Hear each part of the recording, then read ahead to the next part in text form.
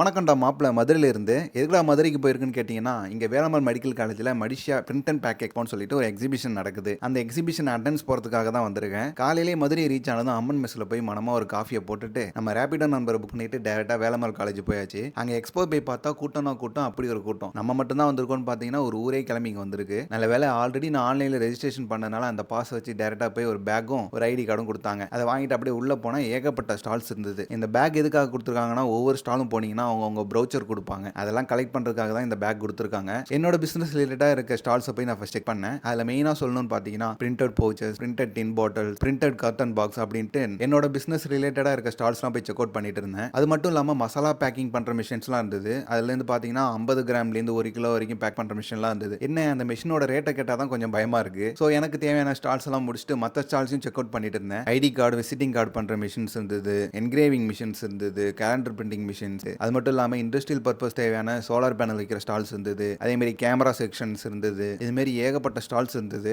எல்லாத்தையும் check out பண்ணி முடிச்சுட்டு வெளில வரும்போது பாத்தீங்கன்னா நுங்கு மில்க் ஷேக்கும் ஹோம்மேட் பிஸ்கட்ஸும் கொடுத்துருந்தாங்க. அது ஒரு புடி பிடிச்சிட்டு ஈவினிங்கா பாத்தீங்கன்னா நம்ம டேரக்டா மீனாட்சி அம்மன் கோயிலுக்கு போயிட்டோம். அங்க போனா மொபைல் நாட் அலோடுன்னு சொல்லிட்டாங்க. ஸோ 5 ரூபா டோக்கன் போட்டு மொபைலை டெபாசிட் பண்ணிட்டு பக்கத்துலேயே பாத்தீங்கன்னா ஃப்ரீயா ஸ்லிப்பர்ஸ் வைக்கிறதுக்கு ஒரு ரேக் இருந்தது. நிறைய பேர் இது தெரியாம ஸ்லிப்பர்ஸ் எல்லாம் வெளில போட்டுட்டு இருக்கீங்க. அது சேஃப் இல்ல. ஸோ ஸ்லிப்பர்ஸுக்கும் டோக்கன் வாங்கிட்டு டேரக்டா நம்ம கோயிலுக்குள்ள போயாச்சு. போய் சாமி கும்பிட்டுட்டு அகைன் ரிட்டர்ன் வந்து மதுரைக்கு வந்து ஜிகிர்தண்டா சாப்பிடாமலையா ஒரு ஜிகிர்தண்டாவை போட்டுட்டு அப்படியே ஹாப்பியா வீட்டுக்கு கிளம்பியாச்சு. நம்ம இன்னொரு வீடியோல பார்க்கலாம் கண்ணுங்களா. Until then piece.